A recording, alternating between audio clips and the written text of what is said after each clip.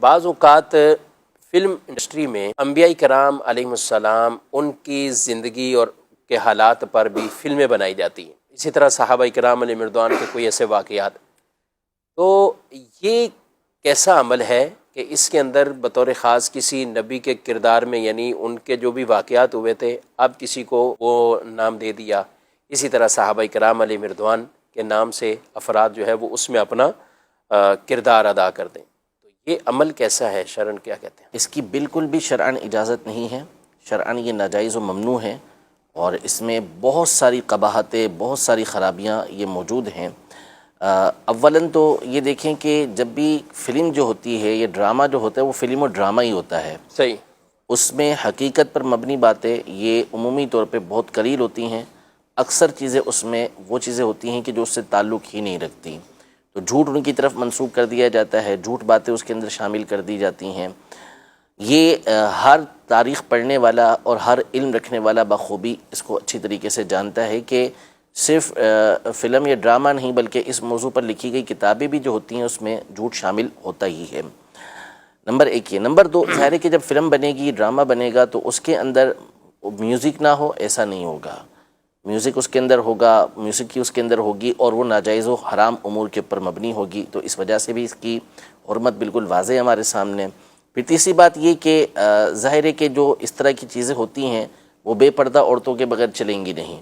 تو اس میں بے پردہ عورتوں کو کسی نہ کسی طریقے سے دکھایا جائے گا. یہ ایک اور حرام ہونے کی صورتیں. پھر اس کے بعد سب سے بڑھ کر یہ کہ یہ وہ عظیم و شان ہستیاں ہیں، وہ جلیل القدر ہستیاں ہیں کہ جن کا مقام و مرتبہ اللہ تبارک و تعالی نے قرآن مجید فرقان حمید میں بیان کیا ہے. نبی پاک صلی اللہ علیہ وسلم نے ان کی شان و عظمت کو بیان کیا ہے. اب ان کے کریکٹر کو نبھانے کے لیے اور اس کی ایکٹنگ کرنے کے لیے ایک ایسا شخص آتا ہے جس کی عیاشیاں اور جس کی بدکاریاں اور جس کی طرح طرح کی خرافات جو ہیں وہ سب کو معلوم ہوتی ہیں، اور وہی نعوذ باللہ ثم نعوذ باللہ ایک نبی کا جو ہے وہ کردار ادا کر رہا ہوتا ہے. تو یہ ایک اور خرابی اس کے اندر آ رہی ہوتی ہے. پھر اس کی ظاہری صورت بھی اتنی وہ ہوتی ہے کہ معاذ اللہ، یعنی لوگوں کے ذہنوں میں یہ جائے گا کہ صحابی کی بھی کیفیت یہ تھی. تو یہ ساری چیزیں اور اس طرح کی اور بہت ساری قباحتیں ہم غور کرتے چلے جائیں گے تو اس کے اندر نکلیں گی. تو ہرگز اس کی اجازت نہیں ہے، اور یہ کوئی میٹر نہیں کرتا کہ جی اس کے ذریعے سے بات اچھی طریقے سے سمجھ آ جاتی ہے اور ذہن میں بیٹھ جاتی ہے. انبیاء کرام علیہم السلام کی سیرت کے اوپر مشتمل آسان ترین کتابیں موجود ہیں کہ جن کو پڑھ کر آپ اتھینٹک معلومات جو ہے اور مستند معلومات آپ یہ حاصل کر سکتے ہیں. سیرت الانبیاء مفتی قاسم صاحب دامت برکاتہم علیہ کی کتاب ہے، آپ اس کا مطالعہ کریں تو اس میں آپ کو بہترین معلومات حاصل ہوگی. اسی طرح صحابہ کرام علیہم رضوان کے حالات پر مکتبۃ المدینہ کی کئی کتابیں شائع کردہ ہیں، تو ان کو آپ پڑھیں، اس کے اندر آپ کو ساری باتیں حاصل ہو جائیں گی. تو اس طرح فلمیں بنانا اور ان فلموں کو دیکھنا یہ شرعاً جائز نہیں ہے. ہرگز ہرگز اس کی اجازت نہیں ہے.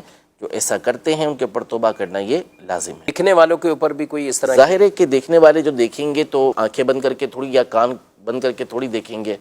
ظاہر ہے انہوں نے دیکھنا ہے تو جو چیزیں اس کے اندر آئیں گی وہ ساری کی ساری چیزیں یہ دیکھیں گے. غلط چیز ہے تو غلط چیز کو دیکھنے کی بھی شرعاً اجازت نہیں ہوتی. یعنی بعض اوقات یہ دیکھنے والے یہ مائنڈ بنا لیتے ہیں کہ ہم اس کے ذریعے سے یہ سیرت کے پہلو سیکھ رہے ہیں، اس کے ذریعے سے ہم یہ واقعات تک پہنچ رہے ہیں اور یہ ہمیں معلومات حاصل ہو رہی ہے. یہ نہیں جانتے کہ ان کے خود بھی اور ان کے بچے بھی جو ایک صحابہ یا انبیاء کے بارے میں جو کریکٹر دیکھ رہے ہیں تو ان کے ذہنوں میں کیا کیا سوالات پیدا ہوں گے، اور ایک برا جو ہے وہ تصور ان کا وہ جو خلاف واقع ہے، غلط ہے، وہ ان کی طرف جائے گا.